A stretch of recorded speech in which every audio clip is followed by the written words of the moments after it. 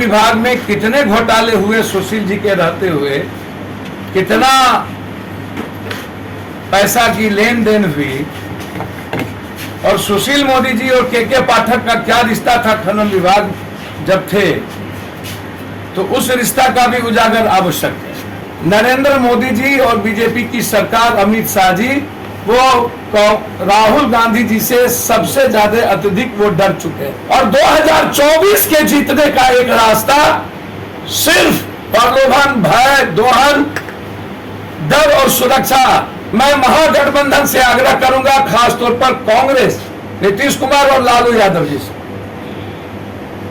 लगातार जब एक तरफ एनडीए, छोटी छोटी पार्टी, छोटे छोटे दल एक एक व्यक्ति को साथ ला करके बिहार के 3 गठबंधन को मीटिंग में बुलाए हैं, लगातार उनकी गठबंधन की सीट से लेकर गठबंधन बिहार में किन किन से होगा वो तय उन्होंने कर लिया। और जो लगातार वर्तमान की सरकार महागठबंधन को हर पुराने बीजेपी की सरकार के कुकर्म के लिए वो दोषी ठहरा रहे हैं। जो नगर निगम, पीडब्ल्यूडी या आधी से अधिक, जदयू से ज्यादा मंत्रिमंडल में बीजेपी थी। हम आग्रह करेंगे नीतीश कुमार जी से और सरकार से, बिहार में बीजेपी की सरकार जब थी, जब वो मंत्रिमंडल में थे, उसकी पूरी योजनाओं की जांच निगरानी से कराई।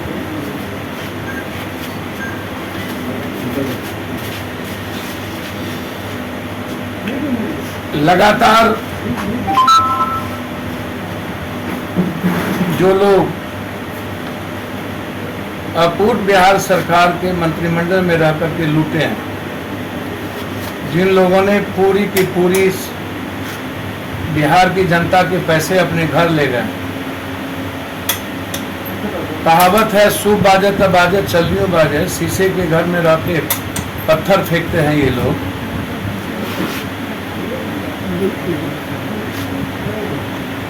मैं हाथ जोड़ के करबद्ध आग्रह करता हूं कि बीजेपी वाले अपनी अपनी संपत्ति की घोषणा करें, अपने पूरे परिवार की।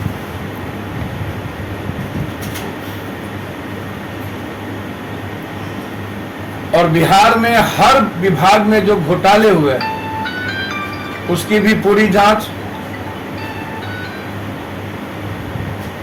सुशील मोदी जी के वित्तीय विभाग से लेकर के खनन विभाग तक में जो घोटाले हुए हैं, हम चाहते हैं कि सुशील मोदी जी की भी खनन विभाग, वो अभी सीना तान के सुशील मोदी से आग्रह करेंगे कि आप सरकार को एक पत्र लिखें कि खनन विभाग और वित्त विभाग में मैं जब तक था उसकी पूरी जांच करें। खनन विभाग में कितने घोटाले हुए सुशील जी के रहते हुए, कितना पैसा की लेन देन हुई, और सुशील मोदी जी और के पाठक का क्या रिश्ता था खनन विभाग जब थे, तो उस रिश्ता का भी उजागर आवश्यक है।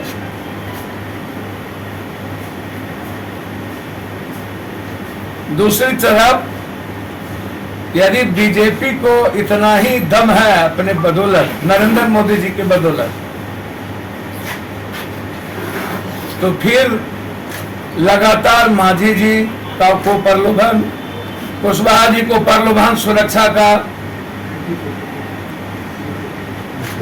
मुकेश सहनी जी को सुरक्षा का प्रलोभन, चिराग जी को, और लगातार एनडीए के गठबंधन के साथ बार्गेनिंग बीजेपी के द्वारा आम दलों को प्रलोभन दे करके, तो क्या नरेंद्र मोदी जी पर पूर्णतः भरोसा खत्म हो गया? अब बीजेपी की नैया पार या तो मांझी जी, या तो उपेंद्र जी, या तो सहनी जी, या तो कुशवाहा जी लगाएंगे। देश में लगातार कांग्रेस अब महाराष्ट्र में अजीत पवार बीजेपी का नैया पार लगाएंगे। नरेंद्र मोदी जी पर मेरा सीधा आरोप है कि बीजेपी को अब भरोसा नहीं रही। नरेंद्र मोदी जी का चमत्कार इस देश में खत्म हो गया। नरेंद्र मोदी जी और बीजेपी की सरकार, अमित शाह जी, वो राहुल गांधी जी से सबसे ज्यादा अत्यधिक वो डर चुके हैं। उसके भीतर राहुल गांधी जी का डरावना सपना आता है नरेंद्र मोदी जी को, जिसके चलते देश में मुद्दों से भटकाकर लगातार पार्टियों को तोड़ना और जो घटना गुजरात के हाईकोर्ट में हुई, सारा फोकस राहुल गांधी जी की सदस्यता को खत्म करने की, तो इससे बड़ा डर नरेंद्र मोदी जी को क्या होगा कि लोअर कोर्ट से लेकर के हाई कोर्ट और लगातार इसके पहले ना जाने कितनी गालियां, दुनिया में कितनी नफरत पैदा नहीं किए गए। नाथूराम गोडसे, जो यदि राष्ट्र की बात आएगी, जाति की बात आएगी, तो महात्मा गांधी राष्ट्र में महात्मा गांधी को गाली देने से ज्यादा अपमानित कुछ नहीं हो सकता। नाथूराम गोडसे को बीजेपी और आरएसएस को, जो सबसे बड़ा हत्यारा है, उसको सम्मानित करना, क्या यह सबसे बड़ा केस नहीं बनेगा? तो इसीलिए मेरा सीधा आरोप है कि एनडीए का कुटुंबा पूरे देश के अदानी के पैसे और जो घोटाले हुए हैं, अजीत पवार से लेके प्रफुल्ल पटेल, जिनको मंत्रिमंडल में जो लोग इस देश में सबसे ज्यादा घोटाला किया, उसको सीबीआई ईडी के डर से भयमुक्त करके और 2024 के जीतने का एक रास्ता सिर्फ प्रलोभन, भय, दोहन, डर और सुरक्षा। इसीलिए इस देश में अब नरेंद्र मोदी जी जैसी और भाजपा की विचारधारा खत्म हो गई। नरेंद्र मोदी भ्रष्टाचार का सबसे बड़ा गंगोत्री साबित हुई बीजेपी। नरेंद्र मोदी ने भ्रष्टाचारियों के गोदी में बैठकर मणिपुर से लेकर महाराष्ट्र तक 2024 के चुनाव में नैया पार लगाने की अपना सपना देखे। इसलिए हिंदुस्तान में हम चाहते हैं कि बिहार से शुरू हो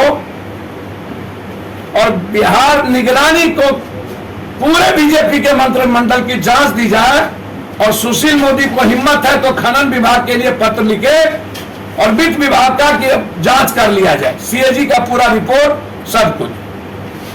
दूसरा, मैं महागठबंधन से आग्रह करूंगा, खासतौर पर कांग्रेस, नीतीश कुमार और लालू यादव जी से, लगातार जब एक तरफ एनडीए, छोटी छोटी पार्टी, छोटे छोटे दल एक एक व्यक्ति को साथ ला करके बिहार के 3 गठबंधन को मीटिंग में बुलाए हैं, लगातार उनकी गठबंधन की सीट से लेकर गठबंधन बिहार में किन किन से होगा वो तय उन्होंने कर लिया। तो महागठबंधन को भी बिहार में अपने गठबंधन को विस्तारित करने का जो उनकी सोच है, उनको भी जल्दी करना चाहिए। या जो महागठबंधन के पास जो है अभी, सीपीआई, सीपीएम, माले या जद राजद और कांग्रेस, क्या वो अपने पुराने गठबंधन के साथ ही लड़ना चाहते हैं कि और किसी को भी? मैं लगातार कांग्रेस और नीतीश कुमार जी से आग्रह कर चुका हूं कि हमारी पूरी लड़ाई बिहार के 14 करोड़ जनता के मुद्दों को लेकर, चाहे वो टीचर्स का मुद्दा हो, सांप्रदायिकता का मुद्दा हो, हर मुद्दों को लेकर पप्पू यादव लगातार महागठबंधन के साथ खड़ी रही है। हमेशा जब भी महागठबंधन पर बीजेपी या अन्य लोगों के द्वारा हमले हुए हैं, लगातार वैचारिक रूप से, नीतिगत रूप से पप्पू यादव महागठबंधन और कांग्रेस के साथ खड़ी रही है। मैं लगातार कांग्रेस की विचारधारा के साथ सदन और सदन के बाहर से अभी तक मैं उनके साथ खड़ा रहा और मैं अपेक्षा रखता हूं कि महागठबंधन जन अधिकार पार्टी को और पप्पू यादव को अपने गठबंधन का हिस्सा बनाए। मेरा ये आग्रह है। मैं कंप्लीट रूप से विनम्रता के साथ आग्रह करूंगा कि जो कोशिश सीमांचल और मिथिलांचल की जो सामाजिक राजनीतिक बनावट है वह सामाजिक आधार पर एनडीए के खिलाफ है। एनडीए हमेशा सीमांचल को नफरत का आधार बनाती है और हमेशा एनडीए सीमांचल कोसी मिथिलांचल के वोट से सरकार बनाती है। मैं चाहता हूं कि सबसे पहले भारत में महागठबंधन को यह संदेश देना चाहिए कि बिहार एक ऐसा पहला राज्य है जो सीट वाइज और गठबंधन को पूर्ण कर नीतीश कुमार का नेतृत्व देश बचाने के लिए आगे निकल गया। हम नीतीश कुमार जी से आग्रह करेंगे, सबसे पहला महागठबंधन का सीट, महागठबंधन के बंटवारे को फार्मूला के आधार पर अविलंब एक बैठक बुलाकर देश को संदेश देना चाहिए कि एनडीए से लड़ने के लिए बिहार तैयार है और बिहार विस्तारित करने को तैयार है। मैं नीतिगत और वैचारिक तौर पर और हमारी सामाजिक आधार और बनावट महागठबंधन के विचारों के साथ और देश के संविधान में जो बाबा साहब अंबेडकर और लोकतांत्रिक मूल्य है उसमें जन अधिकार पार्टी महागठबंधन के साथ दल के साथ गठबंधन करने को तैयार है। और मैं चाहता हूं कि हमारा आग्रह महागठबंधन के नेताओं से है, उनको निश्चित रूप से जन अधिकार पार्टी के बारे में जरूर अपने विचार रखनी चाहिए, प्रकट करना चाहिए कि क्या मैं आपके हिस्से के लायक हूं या नहीं। धन्यवाद। करेगी ना, मैं तो ज्योतिष हूं नहीं, मैं मेरी पार्टी स्पष्ट रूप से इसमें मैं बहुत क्लियरिटी हूं। मेरी पहली प्राथमिकता क्लियर है, जनता भी चाहती है, मेरी विचारधारा उससे ऊपर है, नीतिगत तौर पर भी और सामाजिक राजनीतिक आधार पर भी हमारी पार्टी पहले से ही सांप्रदायिकता के खिलाफ और बिहार के मुद्दों पर, विकास के मुद्दों पर सबसे पहला पार्टी है जो सड़कों पर सबसे ज्यादा लड़ी है। इसीलिए मेरी कंप्लीट विचारधारा है कि मैं महागठबंधन के साथ का हिस्सा मैं बनूं। पार्टी मर्ज कीजिएगा सर, क्योंकि ललन सिंह ने कहा कि भाई हमने कहा मांझी जी को मर्ज कीजिए। सर मैं बिल्कुल इसमें क्लियर हूं, मैंने पहले ही आग्रह कर दिया हूं कि हर पार्टी की अपनी विचारधारा की स्वतंत्रता है और मैंने पहले कहा है कि मैं हिस्सा बनना चाहता हूं। कल के गर्त में कुछ नहीं जानता, लेकिन मैं, मेरी पार्टी गठबंधन का हिस्सा चाहते हैं। मैं विलय के पक्ष में हमारी पार्टी नहीं है।